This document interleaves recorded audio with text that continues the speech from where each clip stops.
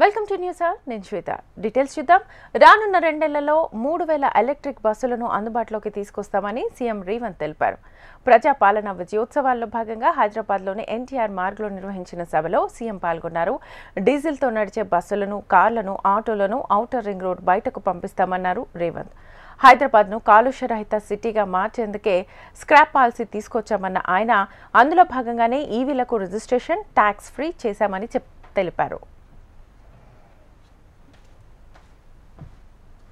ఇవాళ diesel, petrol, ఇతర ఇంధనాల వల్ల విపరీతమైన కాలుష్యాన్ని వెదజల్లుతున్నాయి.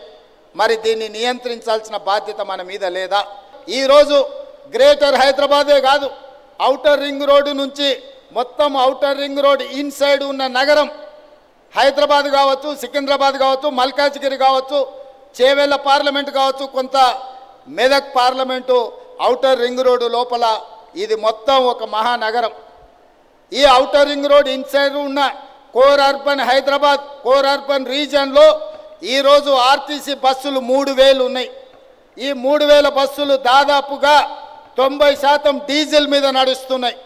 ఈ 3000 బస్సులు డీజిల్తో ఇట్లనే నడుస్తే కాలుష్యాన్ని నియంత్రించలేము. అందుకే రాబోయే 2 సంవత్సరాలలో అన్ని ఆర్టీసీ బస్సులను ఔటర్ రింగ్ రోడ్ అవతలికి పంపించి 3000 ఎలక్ట్రిక్ బస్సులు కొని ఈ హైదరాబాదు నగరాన్ని కాలుష్య రహిత నగరంగా చేయడానికి రాష్ట్ర ప్రభుత్వం అన్ని విధాలుగా ప్రయత్నం చేస్తుంది.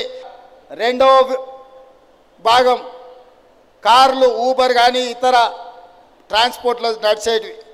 ఆ తర్వాత ఆటోలోళ్ళు పాపం గిట్టుబాటు ధర లేక డీజిల్ బదులు కిరోసిన్ పోసి నడుపుతున్నారు. పట్టుకుంటే ఒక బాధ, పట్టుకోకపోతే ఇంకో బాధ. ఫైన్ వేస్తే బాధ, ఫైన్ వేయకపోతే ఇంకొక బాధ. వేస్తేనేమో సంఘాలు వస్తే, వేయకపోతేనో అధికారులు మిమ్మల్ని తిడతారు. రవాణా శాఖకే ఉంది. పట్టుకోకపోతే ఎలక కోపం, ఇడిచిపెడితే పిల్లి కోపం అన్నట్టు 2 దిక్కులా మీకే ఇబ్బంది ఉంది. అందుకే ఇవాళ నేను మా రవాణా శాఖ మంత్రి గారికి సూచన చేస్తున్నా, ఈ డీజిల్ ఆటోలు అన్నిటిని కూడా ఔటర్ రింగ్ రోడ్ అవతలికి పంపించండి. వాళ్ళందరూ ఎలక్ట్రిక్ ఆటోలు కొనుక్కుంటే వాళ్ళకి ఏ రకంగా మనం ప్రత్యేక పథకాలు ఇవ్వగలమో వాటిని మీ అధికారులతో మాట్లాడి ఒక ప్రణాళిక తీసుకురండి.